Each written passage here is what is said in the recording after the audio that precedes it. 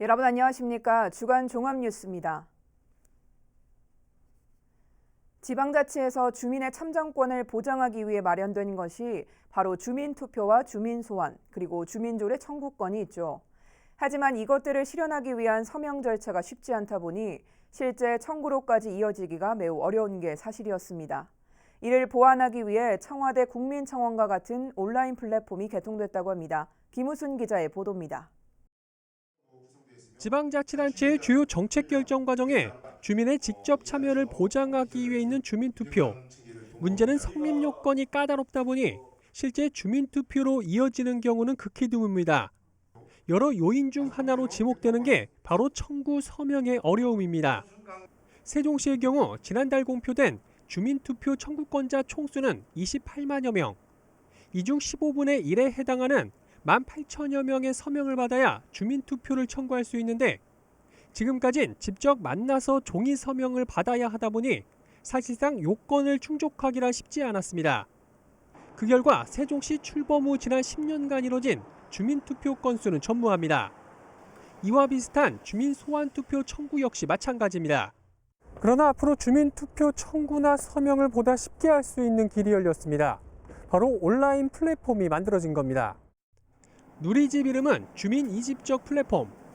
행정안전부와 한국지역정보개발원이 개발했는데 8일 17개 시도를 비롯한 전국 시군구 관계자 등이 대면과 비대면으로 참여한 가운데 세종에서 개통식이 열렸습니다. 주민이 직접 참여하고 주민이 결정에 주도적인 역할을 하고 그리고 그 책임도 같이 지는 이런 새로운 세상, 새로운 환경을 세종시 중심의 지방자치단체와 행정안전부가 마련했고 PC나 스마트폰 등으로 간단한 본인 인증 절차를 거쳐 주민투표를 직접 청구하거나 서명하는 방식으로 청와대 국민청원과 비슷한 원리입니다. 여기에선 주민투표와 주민소환투표뿐만 아니라 주민조례 재개정 청구나 서명도 가능합니다. 주민들이 참여할 수 있는 프로그램이 참 있었으면 좋겠다 했는데 이번에 이제 주민 이 플랫폼이 만들어져서 우리 시는 앞으로도 적극적으로 활용을 할 생각입니다. 코로나19 비대면 시대를 맞아 주민 이집적 플랫폼이 지방자치 시대에 걸맞는 주민의 참정권을 보장하는 또 하나의 창구가 될 것으로 전망됩니다. BTV 뉴스 김우순입니다. 낙후된 아산 지역 내수면 어촌을 활성화시키기 위한 내륙어촌 재생 사업이 본격적으로 추진됩니다. 어민 공동체 역량 강화를 위한 커뮤니티 센터 신축은 물론 어업 기반 시설도 확충될 전망입니다. 보도에 김장석 기자입니다. 아산 내수면 어업계가 활동하고 있는 아산호와 삽교호, 영인과 인주, 선장 등의 모두 74가구가 이곳의 어족 자원을 바탕으로 생계를 이어가고 있습니다. 하지만 선장과 인주 등에는 배를 댈 수 있는 접안시설조차 없고 작업시설도 열악한 상태입니다. 여기에 어족 자원마저 감소하면서 내수면 어업의 경쟁력이 계속 하락하고 있습니다. 지금 내수면은 이제 그 선착장이라든가 이 선박 접안 시설 또 작업장 그런 게 다 전무합니다. 그 열악한 환경 속에서 이 조업에 임하다 보니까 안전이나 모든 자연재해에 다 노출이 되어 있습니다. 이처럼 낙후된 아산 지역 내수면 어업계를 살리기 위한 어촌 뉴딜 사업이 시작됐습니다. 먼저 내수면 어민들의 공동체 역량을 강화하기 위한 커뮤니티 센터가 첫 삽을 떴습니다. 센터에는 어민들의 교육시설이 들어설 예정이며 학생들이 물고기 교육과 탐방을 할 수 있는 생태 체험장과 동자개와 붕어, 참개 등 토종 수산 종자를 양성할 수 있는 시설이 마련됩니다. 여기에 낙후된 선착장 개선과 부유식 작업장 등 어업 기반 시설 6종도 설치될 예정으로 모두 51억 원이 투입됩니다. 시는 어촌 재생 사업을 통해 어민 소득 증대뿐만 아니라 내수면 수자원을 활용한 체험 기회 확대로 내륙 어촌의 재생력이 강화될 것으로 기대하고 있습니다. 국가의 신규 사업이라든가 또 우리 어족 자원을 더 늘릴 수 있는 또 우리 어민들이 더 경제적인 가치를 높일 수 있는 여러 사업들을 할 수 있는 기반이 만들어졌다고 저는 생각합니다. 낙후된 기반 시설과 줄어드는 어족 자원으로 어려움을 겪고 있는 아산 내수면 어업계가 내륙 어촌 재생 사업을 통해 다시 도약할 준비를 하고 있습니다. BTV 뉴스 김장섭입니다. 육아휴직을 하는 남자들이 많이 늘었다고는 하지만 여전히 휴직자 비율은 10%대를 맴돌고 있습니다. 천안시가 특수시책으로 아빠 육아휴직 장려금을 도입했습니다. 송용원 기자의 보도입니다. 우리나라 육아휴직자 중 남성의 비율입니다. 2015년 4.58%에서 2019년 16.47%로 3배 이상 늘었지만 여전히 육아로 인한 휴직은 여성이 대다수를 차지하고 있습니다. 같은 기간 천안도 마찬가지 5.7%에서 15.97%로 늘었습니다. 이처럼 여성에 비해 남성 육아휴직이 적은 것은 직장에서의 눈치와 경제적인 이유가 가장 큰 이유로 꼽히고 있습니다. 천안시는 지난해 7월부터 충남에선 처음으로 최대 6개월간 매월 30만 원을 지급하는 아빠 육아휴직 장려금을 도입했습니다. 사회적으로 성공한 사람들을 보니까 아빠와의 시간을 많이 둔 가정의 자녀들이 이게 또 행복한 가정도 이루고 또 자녀도 많이 출산하고 그런 효과가 있다고 보고요. 그래서 우리 시에서는 아빠와의 시간을 많이 또 가질 수 있는 저출산 정책의 일환이 가장 중요합니다. 고용노동법상 육아휴직급여 대상자 가운데 신청일 기준 천안에 1년 이상 거주하고 자녀 또한 천안에 주민등록을 두고 있어야 합니다. 다만 일반 공무원과 교직원 등은 제외됩니다. 천안시는 기업체 홍보 등을 통해 10년 안에 남성 육아휴직 비율을 30%까지 끌어올릴 계획입니다. 기업체에서의 우선 협조가 되게 중요하다고 보고요. 그래서 일단 우리 시내 기업체 홍보를 중점적으로 하고 양성 평등 목표로 해서 저희가 아빠 휴직을 30% 달성 목표를 추진하고 있습니다.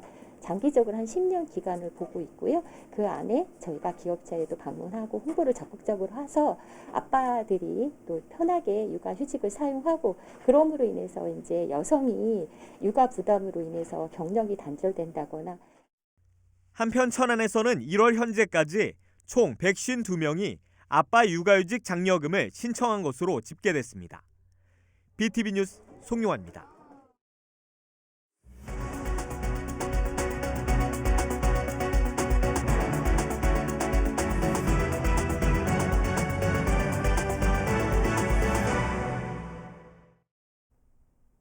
세종 신도시 동서를 관통하는 국지도 96호선의 존치냐 폐쇄냐를 두고 지역 내 의견이 엇갈렸는데요. 세종시가 최종 도로 기능을 유지하는 것으로 가닥을 잡았습니다. 지역 환경단체는 즉각 반발했습니다. 김우순 기자의 보도입니다. 행복도시 중앙 녹지공간과 금강 사이를 관통하는 국가지원 지방도 96호선, 일명 뚝방도로입니다.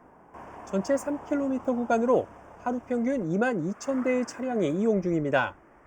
당초엔 중앙공원 2단계 조성 계획에 따라 2024년 폐쇄될 예정이었는데 도심 내 교통 혼잡이 점차 가중되고 인근에 들어설 세종의사당 설치가 확정되면서 폐쇄 여부를 둘러싼 찬반 논란이 대두됐습니다. 이에 대해 도로 관리를 책임지고 있는 세종시가 현재처럼 계속 도로로 활용하겠다는 공식 입장을 내놨습니다.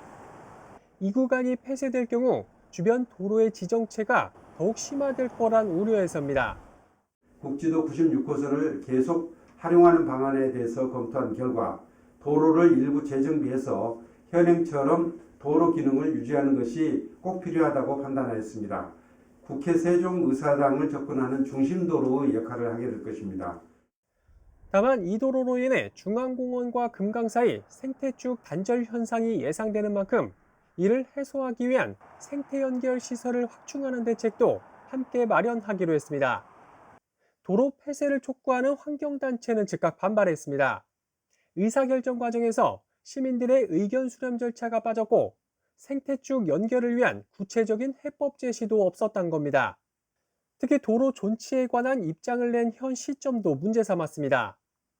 지금 행복청에서 세종 전체의 교통체계 전반에 관한 용역을 진행 중인데 이 결과도 보지 않고 지금 이 시기에 시에서 이렇게 입장을 발표하는 건 용역의 방향을 그쪽으로 틀게 되는 무언의 압력이 될 수 있다라는 생각이 들고요. 이들은 앞으로 기자회견 등을 통해 공식적으로 문제를 제기해 나간다는 방침이어서 국지도 96호선 존치 여부를 둘러싼 논란은 당분간 계속 이어질 전망입니다. BTV 뉴스 김우순입니다. 한편 세종시는 교통량이 계속 늘어나는 금강 횡단교량의 지정체 문제를 해소하기 위해 관계기관과 신규 교량 건설을 협의하겠다고 밝혔습니다. 이춘희 시장은 정례 브리핑에서 햇무리교의 정체 현상이 주변 도로와 교량의 혼잡을 부추기고 있다며 빠른 시일 내 신규 교량을 건설할 수 있도록 관계기관의 타당성 조사를 요청하겠다고 말했습니다. 또 신도시 외곽순환도로는 5, 6 생활권 등 일부 구간이 개통되지 않아 통행 불편이 빚어지고 있는 점을 감안해 5생활권 5.4km 구간은 9월에 먼저 개통하고 나머지 6생활권 3.6km 구간을 포함한 전 구간을 2025년까지 개통하도록 협력해 나가겠다고 덧붙였습니다. 늘어나는 교통량으로 인해 불편이 계속되고 있는 아산 도고면 신원리의 우회도로 개설이 추진되고 있는데요. 1km도 안 되는 도로 공사에 무려 6년이 넘게 소요되면서 불편이 계속되고 있습니다. 보도에 김장섭 기자입니다. 지난 2017년 6월 지역 주민의 교통 불편 해소를 위해 시작된 아산 도구 신원리 우회도로 개설 공사. 신원리 삼거리부터 건널목 삼거리까지 910m 구간에 2차선으로 국비 13억 원을 포함해 모두 64억 원이 투입됐습니다. 하지만 노선 변경 등을 거치며 공사는 지난 2019년 12월이 돼서야 시작됐고 지난해 12월 준공될 예정이었던 도로는 현재 공정률 70%에 그치고 있습니다. 사업비 확보가 늦어지면서 공사 발주가 미뤄졌고 토지 보상마저 제때에 완료되지 않았기 때문입니다. 더욱이 연약 지반에 대한 설계 변경도 공사가 지연되는 데 한몫하고 있습니다. 이에 아산시는 도로 개설 지연의 가장 큰 문제였던 토지 보상이 최근 해결된 만큼 오는 3월부터 공사를 시작해 올해 추석 전에는 도로를 개통할 수 있도록 추진하겠다고 밝혔습니다. 실시 설계 용역부터 준공까지 910m 도로 개설에 걸리는 시간만 무려 6년. 도로 개설이 늦어진 만큼 주민들의 불편도 커져가고 있습니다. BTV 뉴스 김장섭입니다. 설 연휴 직후 코로나19 검사 체계가 대폭 변경됐죠. 현장에선 대상이 아닌데도 PCR 검사를 요구하거나 양성이 확인된 키트를 두고 오는 등 혼선이 빚어지고 있습니다. 가뜩이나 바쁜 의료진과 보건 인력들이 애를 먹고 있습니다. 송용환 기자의 보도입니다. 동남구 보건소 선별진료소입니다. 이른 시간부터 코로나19 검사를 받으려는 시민들로 북적입니다. 방역당국은 지난 3일부터 선별진료소 검사 체계를 변경했습니다. 기존에는 누구나 PCR 검사를 받을 수 있었지만 이제는 65세 이상 고령자와 밀접 접촉자, 자가 검사 키트 또는 신속 항원 검사 결과 양성인 사람만 PCR 검사 대상입니다. 시행 초기인 만큼 현장에선 혼선이 빚어지고 있습니다. 대상이 아닌데도 무턱대고 PCR 검사를 요구하거나 현재 PCR 검사와 신속항원 검사로 나누어지는데 종전에 PCR 검사를 받으셨던 터라 저희의 안내를 따르지 않으시는 민원인들이 많습니다. 그렇게 되면 검사에 차질이 생겨 다른 검사자들에게 피해를 드리게 됩니다. 양성 결과가 나온 검사 키트를 가지고 오지 않거나 밀봉하지 않고 가져오는 경우도 있습니다. 자가진단 결과 양성일 경우 선별진료소 방문 시 양성 키트를 지참하셔야 하는데 밀봉하지 않고 주머니에 넣어 오시거나 버리고 오시는 경우가 있어 현장에서 어려움이 많습니다. 양성 키트를 밀봉하지 않을 시 위험도가 높아서 선별진료소에 계신 모든 분들에게 감염 우려가 있습니다. 방역당국은 선별진료소 이용에 장시간 대기가 필요하다며 가까운 약국이나 호흡기 클리닉 전담병원을 이용해 줄 것을 당부했습니다. BTV 뉴스 송용환입니다. 사업 대상 지역 주민들의 강한 반발에 부딪혀 있는 세종 스마트 국가산업단지 조성 사업이 새로운 활로를 찾을 수 있을지 주목됩니다. 지난달 한 차례 무산된 바 있는 합동 설명회 대신 주민들의 요구에 따라 합동 공청회를 열기로 한 건데요. 원만한 사업 추진 여부를 좌우할 중대 분수령이 될 전망입니다. 김호순 기자의 보도입니다. 지난달 7일 열렸던 세종 스마트 국가산업단지 조성사업 합동설명회. 사업 철회를 주장하는 주민들의 반발에 부딪혀 설명회 개최가 무산된 바 있습니다.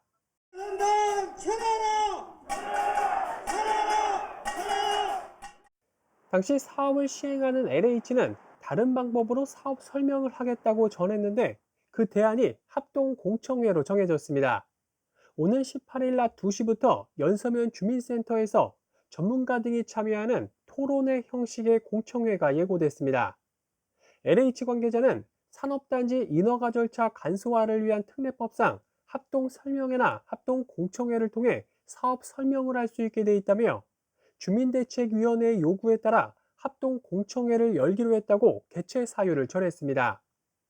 공청회 개최에 따른 전문가 패널 수나 추천 방식 등은 현재 조율 중이라고 밝혔습니다.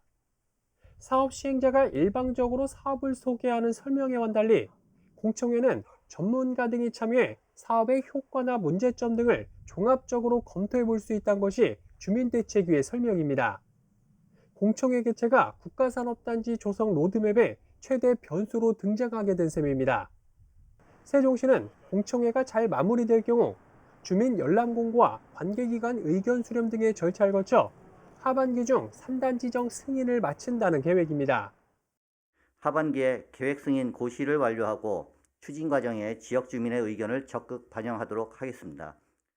하지만 이번 공청회에서도 주민들을 설득하지 못한다면 향후 산업단지 지정 승인 절차는 물론 토지 보상 협의 과정에서 상당한 진통이 예상됩니다.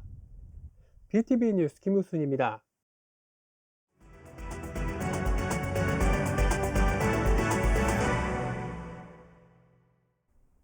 아산 배방 어울림 문화센터가 시범 운영과 점검을 마치고 다음 달부터 운영에 들어갈 예정입니다. 올해 말 준공 예정이었던 배방 복합 커뮤니티 센터는 사업비가 30억 원 가까이 늘어나면서 내년 하반기가 돼야 준공될 것으로 보입니다. 보도에 김장섭 기자입니다. 지난해 9월 준공된 아산 배방 어울림 문화센터입니다. 배방 원도심 활성화의 일환으로 주민 간 만남과 소통을 위한 다목적 홀과 공방, 강의실 등이 조성됐습니다. 지난달 사회적 협동조합과 민간위탁 협약을 체결한 아산시는 시범 운영을 거쳐 다음 달부터 본격적으로 운영할 계획입니다. 운영을 위한 준비 과정을 거치고 있고 저희가 매년 1억 5천만 원의 예산을 민간 위탁비로 혼자 마을관리 협동조합에 위탁비를 지원해주고 여기에 이제 맞는 그런 기능을 수행하도록 저희가 유도를 하고 있고요. 바로 옆 해철도 부지에는 배방 복합 커뮤니티 센터가 들어섭니다. 지하 1층, 지상 3층 규모로 도서관과 돌봄센터, 수영장 등 문화체육 인프라 시설이 갖춰지며 다음 달 착공될 예정입니다. 다만 준공 시기는 당초 올해 말에서 내년 하반기로 늦어질 전망입니다. 시 시설계 용역 결과 사업비가 예상보다 30억 원 이상 늘어나면서 공사기간 연장이 불가피해졌습니다. 이에 아산시는 특별 교부세 등 예산을 추가로 확보해 복컴 건립에 차질이 생기지 않도록 추진하겠다고 밝혔습니다. BTV 뉴스 김장섭입니다. 지구온난화의 영향으로 우리나라에서도 아열대 작물을 재배하는 곳이 하나둘 늘고 있는데요. 천안에서도 커피와 바나나를 재배하는 농장이 있다고 합니다. 송용원 기자가 소개합니다. 천안 목천읍의 한 비닐하우스입니다. 아프리카에서나 볼 법한 커피나무가 쑥쑥 자라고 있습니다. 모종에서 키우기 시작한 지 4, 5년 된 나무들로 빨갛게 익은 열매가 수확의 손길을 기다립니다. 김기정 씨 부부의 농장으로 몇 해 전부터 집에서 취미로 시작했던 것이 규모가 커졌습니다. 집에서 3년간 계속 안 죽이고 잘 키웠더니 사이즈가 엄청 커진 거예요. 그래서 집에서는 더 이상 감당이 안 돼서 저희가 이제 부지 마련하고 이런 시설을 준비해가지고. 그늘을 좋아하는 커피나무를 위해 심은 바나나도 올해 첫 열매가 달렸습니다. 스타프루트와 파파야까지 마치 아열대 식물원에 와 있는 듯합니다. 치유농법에 관심이 많은 김 씨는 앞으로 이곳에서 각종 농촌 체험을 진행하고 인생 2막을 준비하는 귀농 귀촌인들과도 정보를 공유할 계획입니다. 치유 농장으로 계속 이제 키워나가고 싶고 또 커피라든지 바나나 저희가 조금은 키워봤으니까 뭐 궁금해하시는 분들 작물을 이제 다양하게 육성해보고 싶은 분들한테 도움이 되는 그런 장소였으면 좋겠어요. BTV 뉴스 송용환입니다. 올해 세종시에서 아파트 분양의 첫 포문은 기존에 있는 한 국민주택의 분양 전환 후 남은 자녀 세대 70호가 열릴 예정입니다. 59제곱미터 아파트 공급가가 1억 4천만 원 정도여서 당첨 즉시 상당한 시세 차익을 볼 수 있어 청약 열풍이 예상되고 있습니다. 김호순 기자의 보도입니다. 지난 2014년 공공건설 임대아파트로 준공된 세종시 도담동의 한 아파트 단지입니다. 임대 의무 기간이 지나 기존 임대인들에게 우선 분양 전환을 실시한 결과 965세대 중 70세대의 부적격 물량이 나왔습니다. 이렇게 부적격 물량 70세대에 대한 입주자 모집이 오는 14일 특별 공급을 시작으로 청약이 이루어집니다. 분양 물량 70세대 중 50세대는 특별 공급, 나머지 20세대는 일반 공급입니다. 공급 면적은 모두 59제곱미터, 공급 금액은 1억 4,100만 원에서 300만 원 사이입니다. 이미 지어진 아파트다 보니 잔금을 치르고 소유권 이전 등기까지 마치면 바로 입주하거나 즉시 매매도 가능합니다.